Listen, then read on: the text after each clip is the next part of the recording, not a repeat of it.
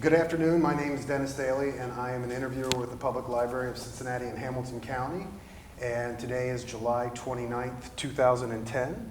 And I have the honor and the privilege of speaking with Mr. Gene Meese of Marymount, actually Plainfield. Originally. Plainfield, where right now I'm living in New Richmond with my brother. Excellent. Mr. Meese is a World War II veteran, B-17 tail gunner, and we're going to talk more about his story here today.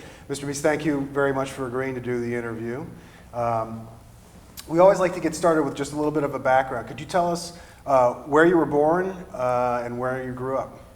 I grew up in Plainville, went to grade school there, and where the Marymount Players were now. It's a four-room schoolhouse. There was 2 grades in a room.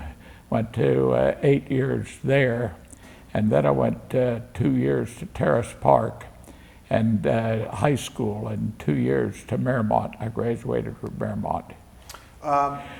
Tell me a little bit about your family. Did you have brothers and sisters? I have, well, yes, I had one sister, no brothers. Okay. And my mother passed away, and then my father remarried. I got half brothers and sisters now. Okay. Growing up, what year were you born? I was born May the 3rd, 1923. 1923. So yeah. You grew up during the Great Depression. That had to be a major impact on your life. Yeah. While you were growing up, do you have any particular memories of the Depression or? Of the Depression, or those days I don't have too much, no. Okay. In school, did you have any hobbies? Were you into sports or? No major hobbies. Okay. No. So 23, that means you graduated high school in 1941? Yeah. Then I went in, I was taken into service and went into ended up, with the 8th Air Force, and I was in the 452nd Bomb Group, 728th Bomb Squadron, and we formed in clearing the state of Washington and flew all the way across the United States to England in B-17s. And I was called mine the barfly. First we called it can't miss, and then after a few missions, we felt we better change our name because we weren't really getting to our target, our official target, a lot of times, and then we ended up calling it the barfly. Yeah. Let's go back a little bit. One of the things we like to talk about here, do you remember December 7th, 1941, where you were when you heard the news that the Japanese bombed Pearl Harbor, and what kind of impact did that have on your life? Well, I remember that happening, mm-hmm. And there when the Japanese bombed Pearl Harbor. Is that what you mean? Mm-hmm. That's correct, yes. Yeah, I was still in school then. Okay. But you knew, like most Americans, that this was going to change everything. You probably had thoughts at that time of going into the service once. When did you actually, enlist in the Air Corps? No, at that time, they took all of you, you were taken into this service. Sure. And I ended up in the Air Force. Okay. Yeah. Where did you go for basic training? Well, I was clear up at Boise, Idaho. Well, that's where they sent you for basic. Yeah. And then we formed our bomb group in Washington, and it was the 452nd Bomb Group, 728th Bomb Squadron, B-17s, and we flew all the way across the United States to England. And just again a little bit back, how did you get to be a tail gunner? What did you go through to get that assignment? Well, I just went through basic training, and I had an opportunity to go in the Air Force, and that's what I'd rather go in the Air Force. Okay. So then you formed the squadron in Washington, and you flew the B-17s across the country. Yes, I was a tail gunner. How long, do you remember how long it took to actually fly across the country back then? I don't recall how long, no. But I got shot down on my April the 9th, 1944, on my 13th mission. Your 13th mission? Yeah. And, went down in Denmark. Okay. Let's talk a little bit about leading up to that, if we can. So you got, what year did you actually get overseas? 1944 or 40? It was probably 44, 44? yes. And you started immediately flying missions out of England. Yes. Take us through, if you could. I'm always fascinated with this. What was what went on in an average mission? How did it get from waking up in the morning to actually flying the mission? What kind of things did you do to prepare for the mission? Well, I never had a problem sleeping, and we always knew when we went to bed that night that we were due to fly the next morning then. And we didn't fly every mission that the bomb group flew, but I was shot down, I told you, on April the 9th, 1944, and that was my 13th mission. At that time, if we flew 25 missions, we returned when I was flying. But then later on, when the war kept going on, they kept changing the number of missions you had to fly. It went from 25 to 30, but I was in the POW camp at that time. But I ended up, I went down in Denmark, and I bailed out there. I know the pilot, when we were returning, we had bombed Denmark, and we were returning across the Baltic, and I heard a co-pilot, or one of the pilots, say, "If this isn't our escort coming, guys, we've had it." It wasn't our escort. So it was a German fighter? German fighters. Okay. And I was fortunate that some of the crew went into the Baltic, and I landed on I landed on the ground, and I remember when I bailed out, we were always told to delay your parachute jump till you lose the forward motion of the airplane and you start dropping vertically. And I thought, how in the world are you going to know that? But you do. You realize that, and you kind of slowed down. Then you open your parachute up. And in those days, our parachute was silk. Mm-hmm. And when I hit the ground, I got out of my parachute and I was walking down the road, and these ladies came by me on a bicycle, and they said, "English?" I said, "No, I'm an American." And they said, "Well, follow us." And one of them took my parachute. I found out later on, she said, "I'm going to get your parachute and make my wedding gown out of it." That's interesting. So you actually got shot down over occupied territory, but not over Germany. So the population initially tried to help you out, correct? Yeah, well, now, we didn't bomb Denmark. And these ladies took me up, and I put my flight suit down inside my GI pants. We had an electric, so we had always put the GI pants inside the flight suit. And I put my flight suit, the flight suit inside my pants, and they gave me a coat, a scarf, and a hat, and said, "You can try to get to Sweden, but you can't walk across the bridges." Yeah? And they said, "You can get on a train," and they gave me money and said, this was a good duty for the German soldiers, because we weren't bombing it. The ones that were there, that was real nice. And I was walking up the road then to the train station, and these German soldiers were sitting there, and I just walked on by them. And one of them looked at me, and I went up, and I thought, well, when I get around that bend in the road there, I'm going to take off. But one of them came up and said something to me, and I shook my head, and he grabbed my coat, and he pulled it back, and he seen the zipper on the top of my flight suit, and he pulled his gun out then. So then they took me to a German officer that was stationed there, and he told me, he said, I was going, they were taking me, at that time they took all American flyers to a place called a Dulag Luft, and it was a German interrogation center. We were told about it. We were told you can give your name, rank, serial number at your home address, but not your bomb group or squadron. And this German soldier said, and I was going back in Germany, and he said, I'm going to let you keep your civilian clothes on, and you don't realize why now, but when you get in Germany, you'll find out.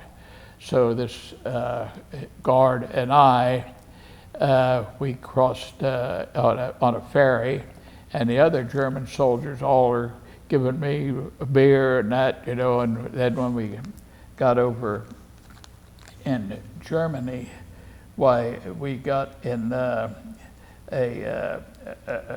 train. We traveled by train, and they a little bit, and they took us and put us in. There were some other. Then I got collected with other American flyers, and they put us in box cars, and the box cars were called 40 men or 8 horses. We'd go in a box car. And that's what we took down the railroad tracks to Stalag 17. And we parked on the railroad, and we got out and we walked up the hill then to Stalag 17. So after you got shot Krems, down, Austria. You were by yourself. You didn't hook up with any of the rest of your crew. Did you ever find out what happened to the rest of your crew?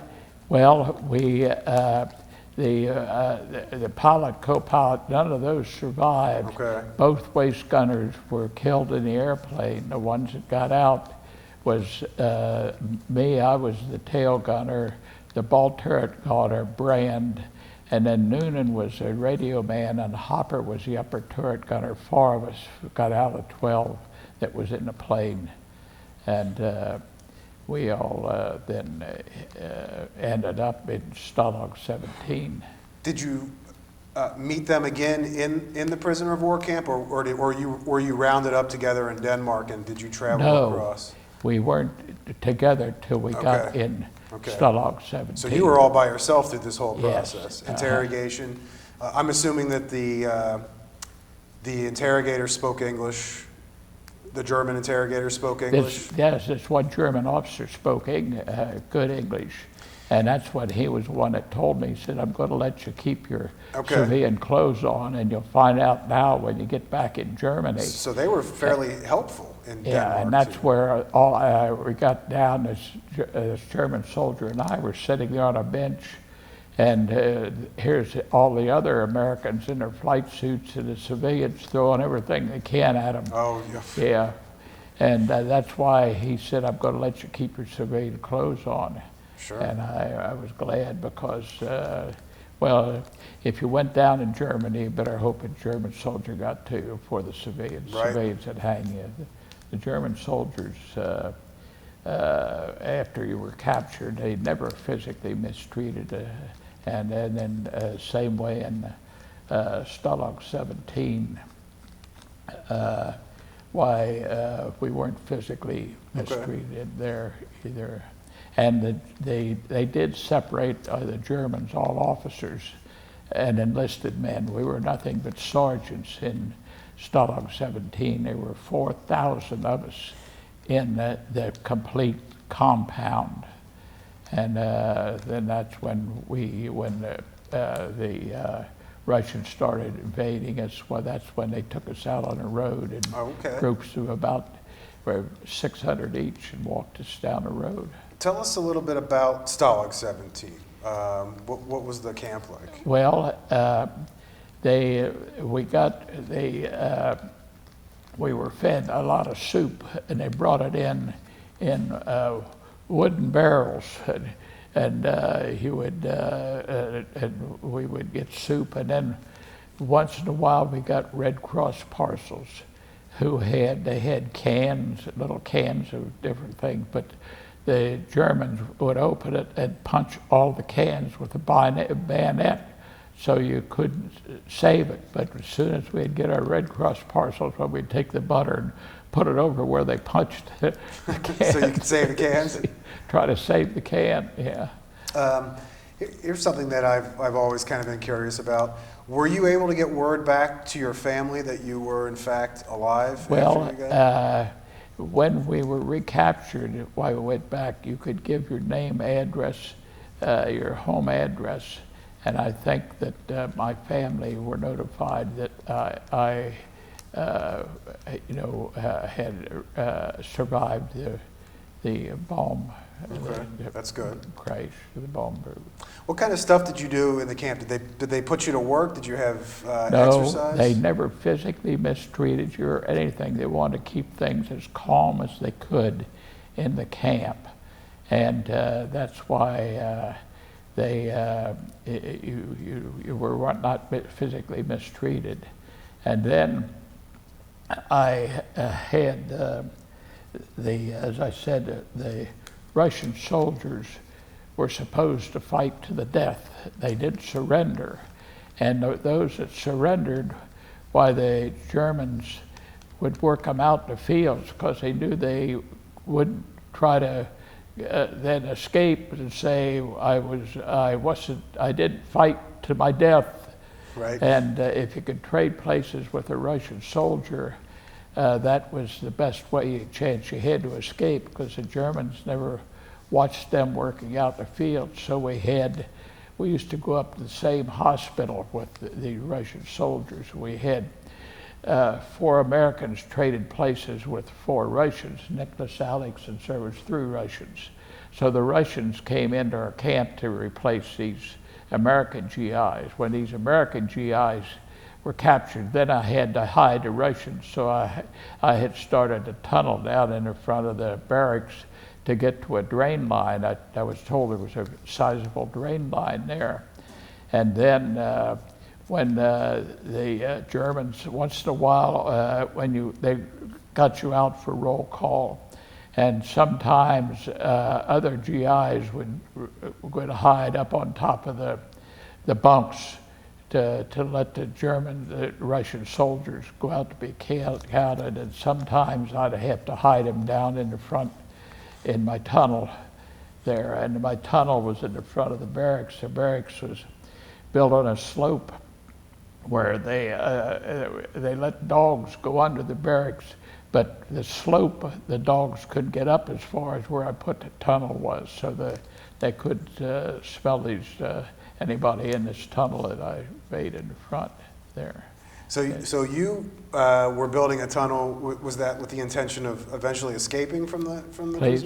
Was the tunnel? Were you building the tunnel to try to escape from the? Yes, camp? because I was told this was a sizable drain line. I was said if you could, and so that's why I started trying to dig a tunnel to it. I thought I'd break it open to get out, but then I found out later on when I really got to this drain line, it wasn't big enough to crawl out of, and it had to have been a rather sizable drain line. Was that something that almost all prisoners did try to? I mean, did you immediately try to think about how you could escape from the prison camp once you got in? A lot of them didn't know, and there were one thing that was a little surprise to everybody. There were 2 brothers that met us, Nicholas and Alex Sacamano. Neither one of them knew the other one was even flying out of England. Oh, wow. And when they were captured, why the officers that took their name, you give the soldiers your name, rank, and serial number and your home address. And the German soldiers said, hey, I just talked to a fellow with the same last name as you, and neither one even knew the other one was flying out of England until they met in the PW. They met at the camp, huh? Yeah. Did the Germans ever find the Russians that you were hiding? No, they never found them. Wow. No. Nope. The Germans, and they never physically, they wanted to keep things as calm as Sure. they could in the camp. And Now you said the Russian army got close to where you were? the Russian army, Yeah, did you say I that? never seen it. The only Russians that I ran Were into were POWs. these Nicholas, Alex, and Sergei, these three Russians. Okay. That's the only ones I...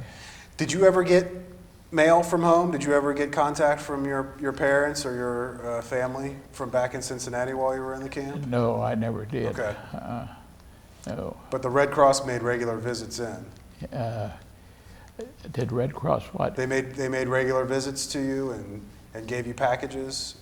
Well, we got Red Cross parcels, yes, which came in every now and then, and that's where I said the cans of meat and things. Well, that's what they would punch all those cans with a bayonet, so to try to keep you from you didn't save them if you escaped. That would have been something pretty nice to take with you. Yeah, that's ingenious. Yeah. So you were there. You said August is when you were shot down of 1940. April the 9th. April of 1944. And that was on my 13th mission.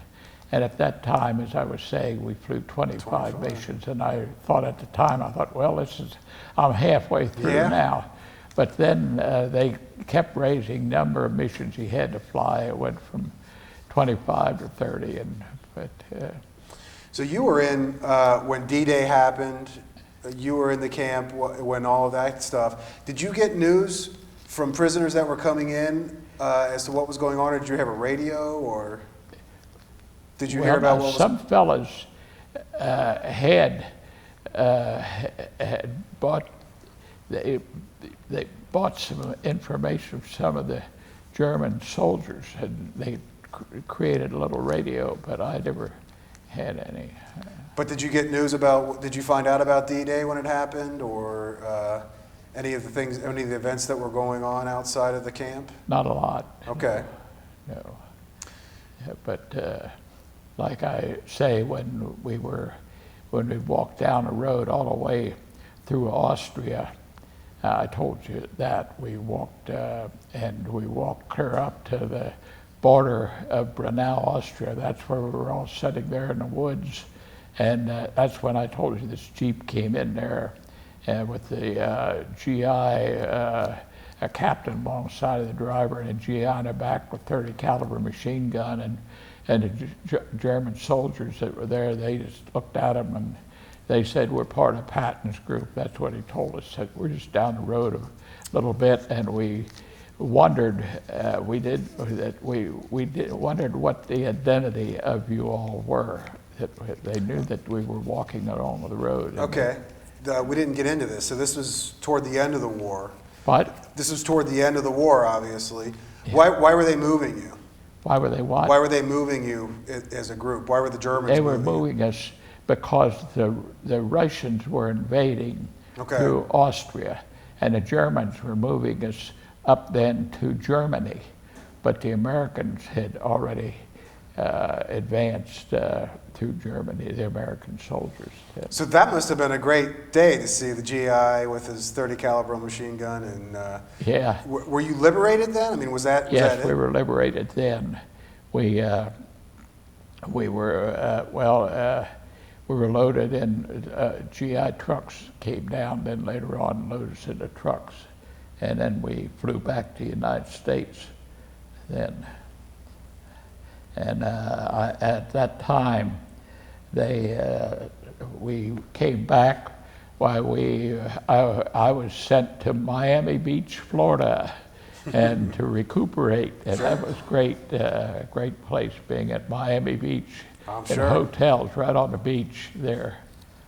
And in fact, I was told where we were going and everything, and I drove my car down there instead of riding a train down there, and drove my car down to Miami Beach. Okay. We lived in hotels right on the beach. It was great there. So when you came back to the States, did you get a furlough before you went down there? So you got to come home for a little bit? Yeah. And see your family? Yeah, see my family. Had you lost a lot of weight in the camp? I guess I lost some. I was not concerned about that, though, because we had, as I say, they never starved us to death or anything, and with their Red Cross parcels and and the other things that the Germans brought in there, why we survived. Did all right. okay. I want to go back a little bit, actually, in the story to the actual day you got shot down. April the 9th, 1944. It was Easter Sunday, my 13th mission. So you got attacked by the German fighter. Yes. And was it immediately, did you immediately go to bail out, or was there actually a fight in the air where you guys were trying to did you try to shoot down the German Messerschmitt? Did you fight the German plane, or did you guys immediately try to bail out? Were you hit immediately, or? Well, we were returning from a mission. We'd gone down to Poland and over the Baltic Sea because we were safe there from anti-aircraft. They had anti-aircraft, and I heard somebody, one of the up front said, "Hey guys, this isn't our escort coming from it." Well, we had it, and it wasn't. It was German fighters, and I seen parts of the plane that fly past the tail, and I looked back up towards the cockpit, and both waist gunners were shot in the waist, and they were laying down there. And I think all the officers, which were up in front, were shot, and the only ones that got out was the upper turret gunner Hopper, Brand, the ball turret gunner Noonan, and myself. 4 of us got out of there. So they got you pretty quick. I mean, there wasn't a lot of time to try to fight them there. Yeah. And you were in the camp. A couple of things. Do you remember hearing about President Roosevelt's death? No, I don't remember what Roosevelt said or anything like that. Some fellas had made crystal sets and bought parts. The Germans we got cigarettes, and that's what, I never smoked, that's what the German soldiers you wouldn't trade a pack of cigarettes, you'd trade 1 or 2 cigarettes for something to the German soldiers. That was the money then in the camp. That's what you bought things with, were cigarettes. Yeah. And those came in the Red Cross parcels. They would send you 6 cigarettes? packs of cigarettes, and I never smoked, so I traded mine. Sure, absolutely. Yeah. Did you do any recuperation in Europe before you came back to the States after you got liberated?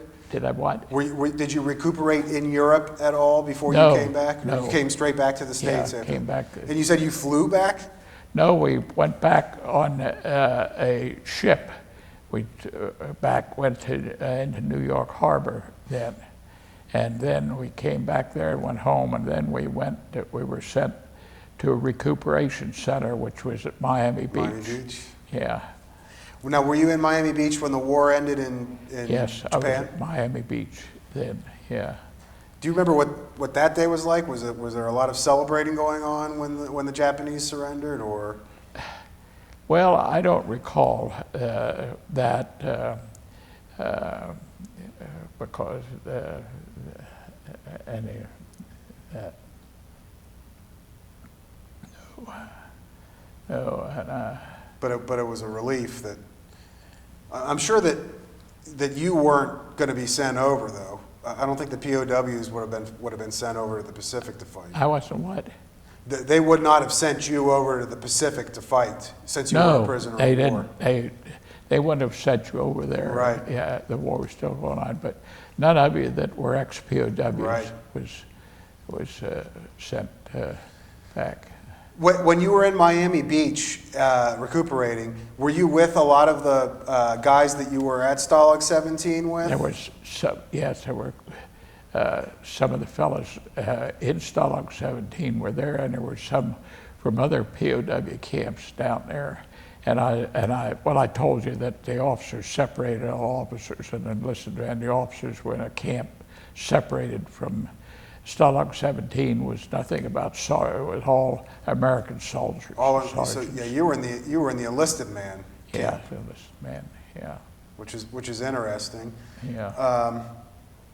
So after you got your discharge in Miami, were you discharged there? Yes, that's where I got discharged. Then what happened next? Did you come back to Cincinnati? I went back to work. At that time, I worked for a company called Western Electric. And at that time, our military time counted the same as company time. In other words, I have this watch right here with Western Electric. It's got 40 on it, 40-year service. It's got diamonds. And that 40 years was part of my military time. Okay. But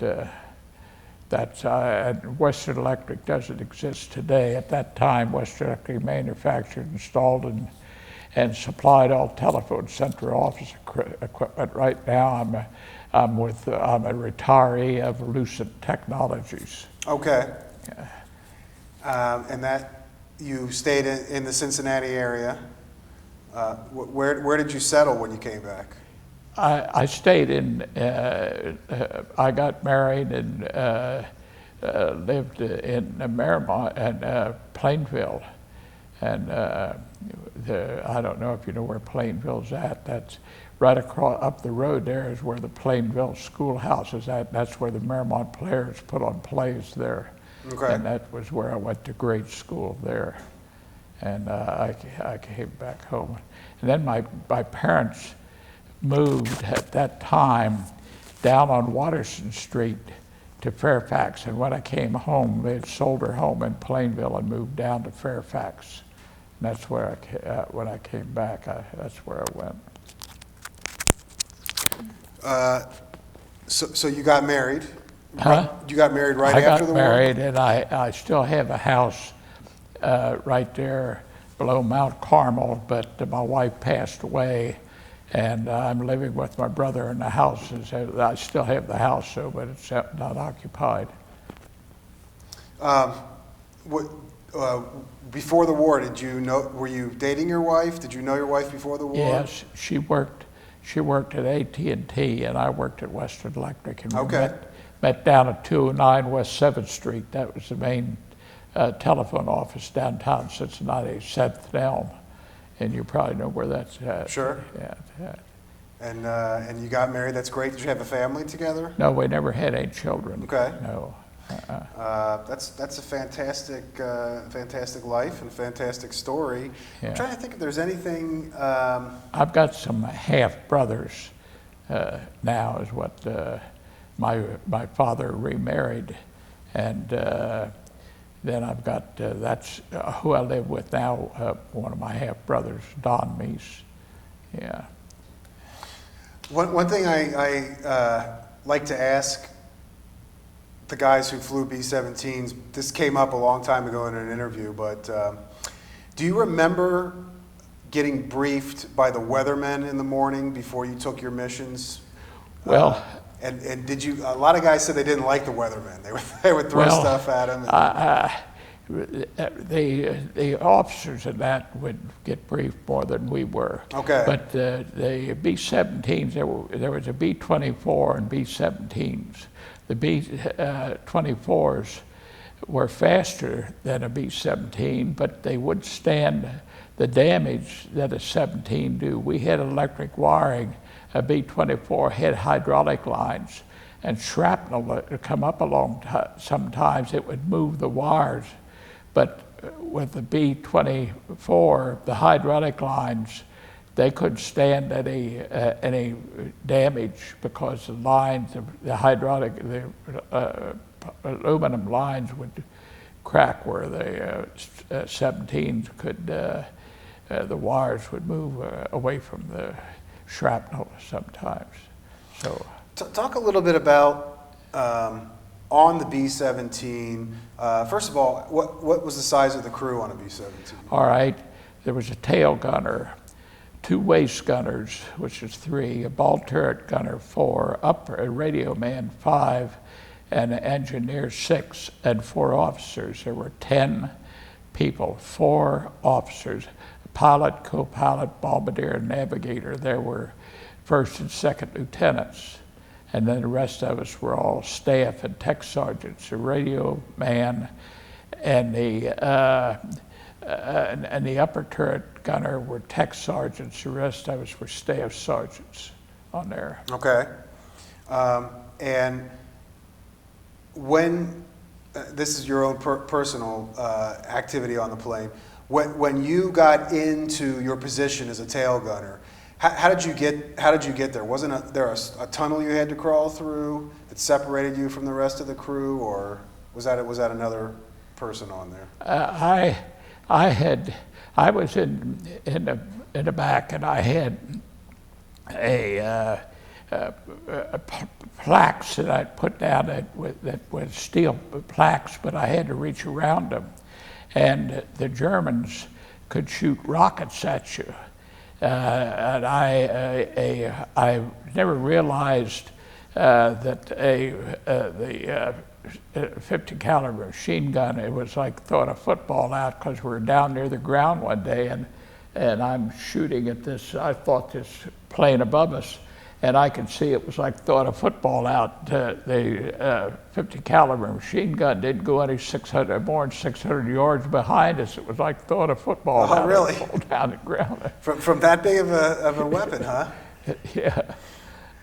What kind of equipment did you wear? We had talked a little bit about All right. this Well, before. as I say, we had I'd wear my GI pants, GI shirt, a long underwear, you know, and then I always tied my GI shoes on the back of my, because we wore heated shoes. We would plug our shoes in with an electric suit.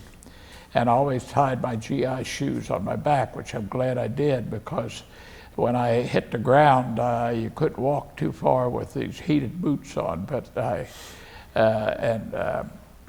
I put shoes on. That's where I met, I think I told you I met these ladies. Sure. And they took me and gave me money to get on a train to go to Sweden, but I got captured. Sure.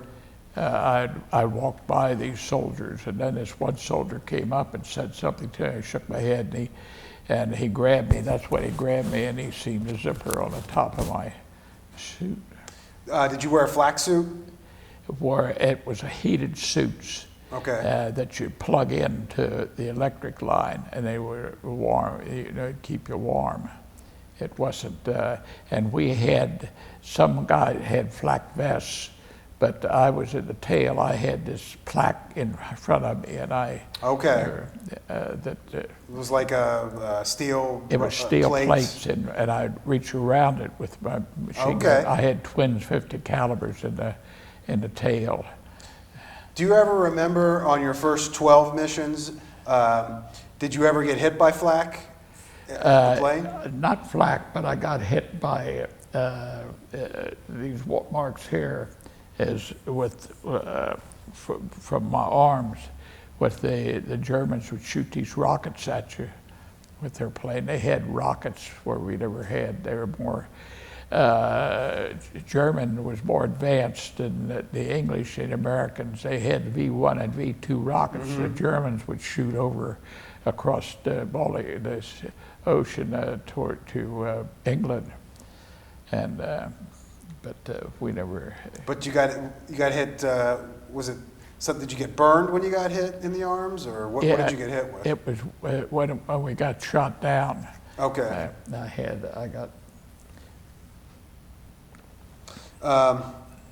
It's very fascinating, and you said you wore a heated suit, and that's because it got extremely cold up there, correct? Oh, yeah. Inside the plane. Yeah. Uh-huh. And you could communicate with the other members of the crew. Did you have like a headset? We had radios. Okay. And they could talk to us, and if we talked, we never got anything but communication with other people in the airplane. The pilot, the co-pilot, they would communicate with clear back to the base that we were flying from. Even to go a little bit further back, your first 12 missions that you completed, what kind of targets did you hit? Targets? What were the kind of targets you were going for? We were trying to hit factories and things like that, not just the civilians. Sure. And that's what we were, that was our primary target, was factories and things like that. Now, could you tell after you dropped your bombs, could you tell if you hit the target or not when you were up there? Or? No, I couldn't tell. Okay. Did you get, when you got back to the base, did people have intelligence then that would say, we hit the target or we didn't hit the target, or you just sort of... Well, they would have, mostly the officers talked about that, Okay. not the other rest of us. They discussed the targets, whether they hit the target or missed the target, or something like that. What happened in a B-17 when you dropped your payload? Did that, because I mean, you were a lot heavier when you had the bombs on you. The plane would suddenly rise up. You knew when they let the bombs go, because it would raise up a little bit. And I guess you could go a lot faster getting back to base after that, because yeah. We weren't as fast as a B-24, but we could take a lot more damage than a B-24 because we hit electric lines, not hydraulic lines. Did you ever shoot down a German plane? Not to my knowledge. Okay. That's kind of interesting, because when you talk to people that, say later in 1944, 1945, the German Air Force had kind of gotten wiped out by that time, but you were still encountering, obviously you got shot down by a German fighter. Did you encounter German fighters on any other mission besides the time you got shot down, or was that the only time you saw them? Yeah. Oh, you saw them often? Yeah, we had almost all the time. We had German fighters. Now, did you have fighter escorts? Huh? Did you have fighter escorts that flew with you? Yes, we had escort, but they couldn't. It all depended on how far we went. Some of the escorts couldn't follow us all the way to the target. They would let you know that they were pulling off, and you knew you were on your own? They would fly so far and turn around and return to the base. Yep. Some of our protective fighter planes. And then you were on your own. Yeah. And we're on our own. How long, generally speaking, can you remember how long a mission took from the time you took off? Was it a couple of hours or longer than that? It would take longer than a couple hours, yeah. It would be, I would say 6 to 8 hours. 6 to 8 hours. Some of them it was from the morning, and we came back, and then we'd have to come back, and then our ground crew would have to repair any damage that your plane had, and they had to work on the plane when we got back. Sure. Was there a point, and I don't know if you remember this or not, but was there a point coming back on a mission, like say the English Channel, where you knew you were safe and you could relax a little bit, or were you always on guard until you actually landed? We were always base? On guard all the way to the base, usually, yeah. And about how often did you usually get a couple of days off after a mission, or longer than that? We would get some days off, and you'd go down to it all depended. At night there were some English towns we could walk to, and then I went to London once. I got to go to London. How was that? Did you have a good time in London? Well, I didn't, all I could do is say, well, I've been to London. It never impressed me any more than the other places. How were the English? Did they treat you well while you were over there? English? Mm-hmm. Yeah, some of the English ladies they kind of thought you were, you met the English ladies, and they used to, when we would go out, when we were on liberty, we would be walking around the street, and these English, the English were shooting up rockets at some of the German planes, and they say, you Americans are really stupid. Those rockets were sent out, it keeps falling back down like rain as you're walking down the street.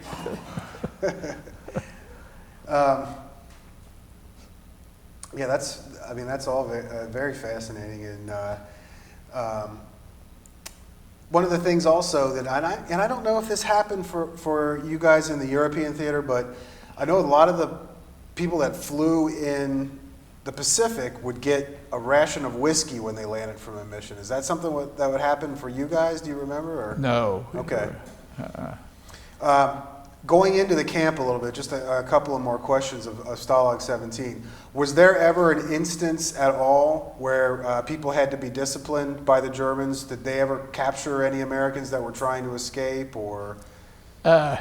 No, they never physically mistreated you. They tried to keep things as calm as they could. The Germans, the guards, they'd fall out and they'd count you when you know, and then that's what they were. Mostly it went out for, it was roll call when we went out every day.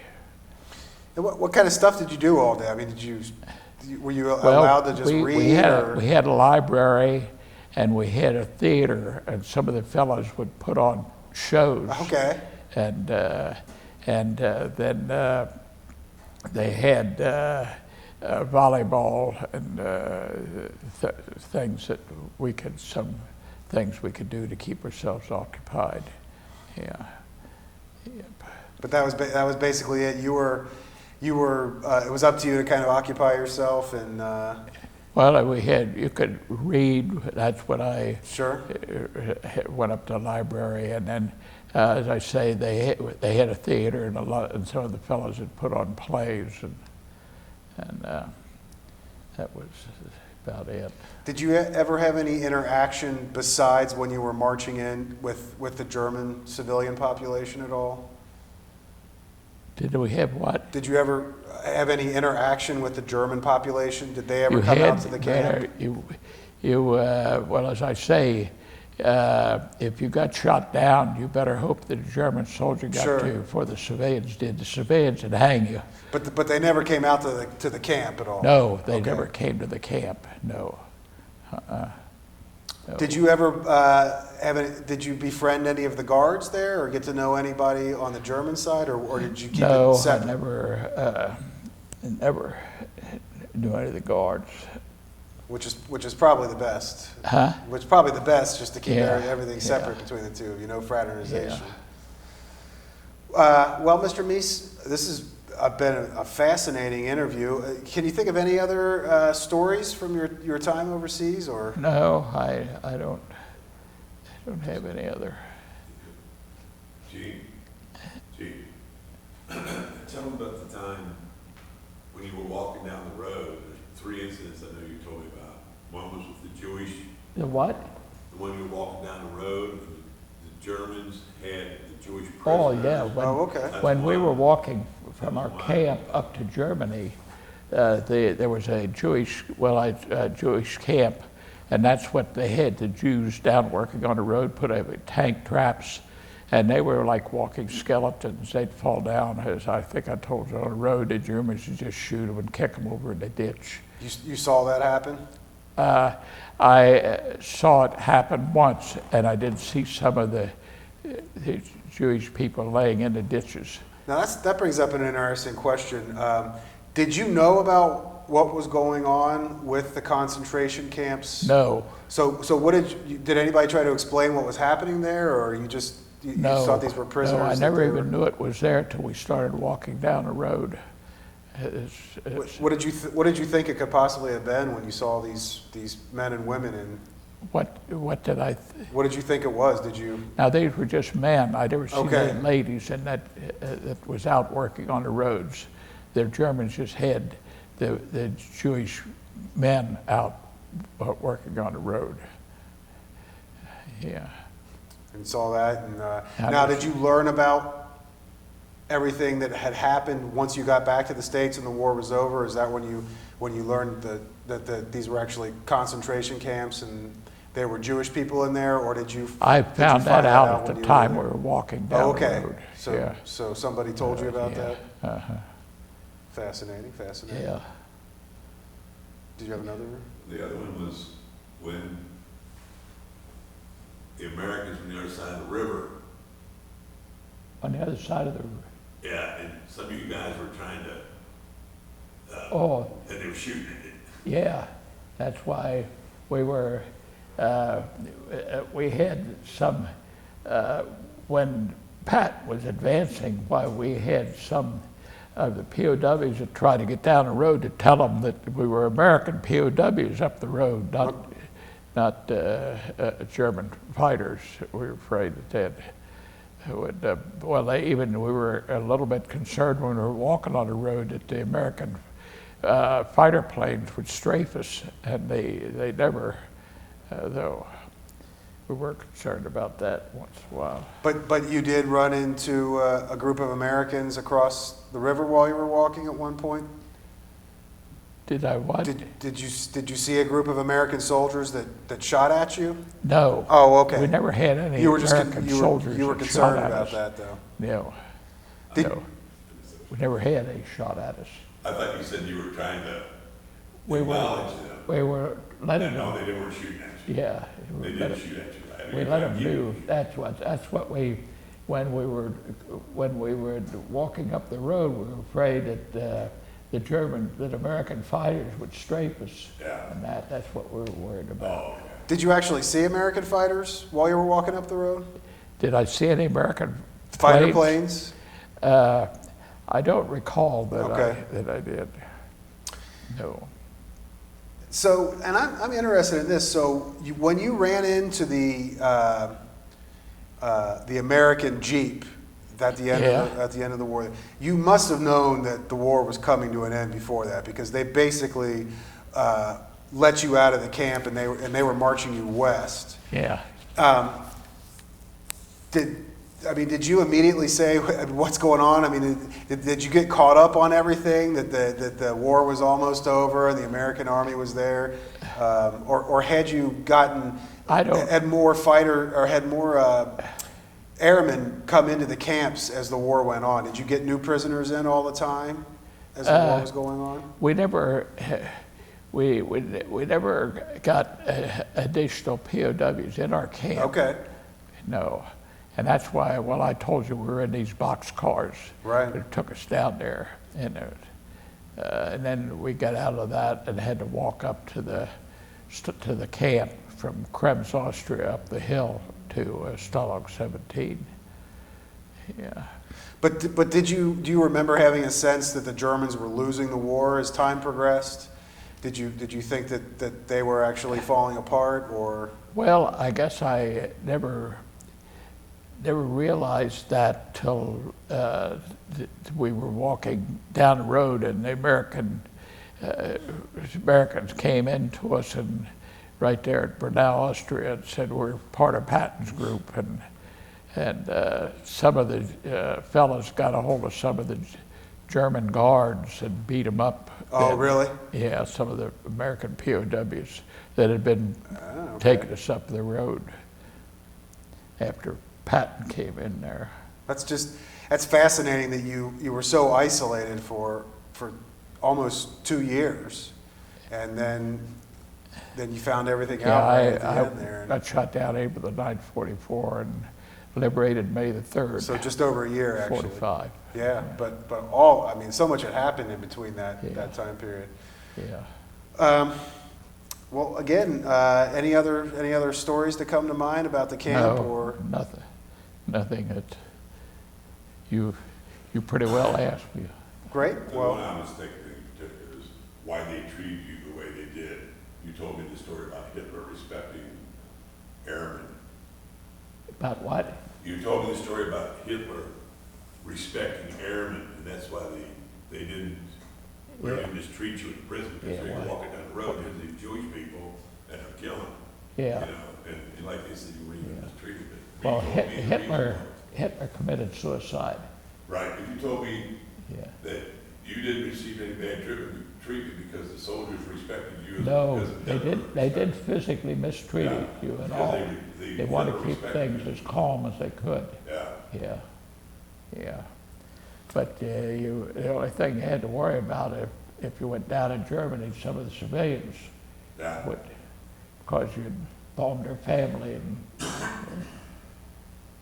Well, sir, I thank you very much for agreeing to do the interview. It was fascinating. And thanks a lot.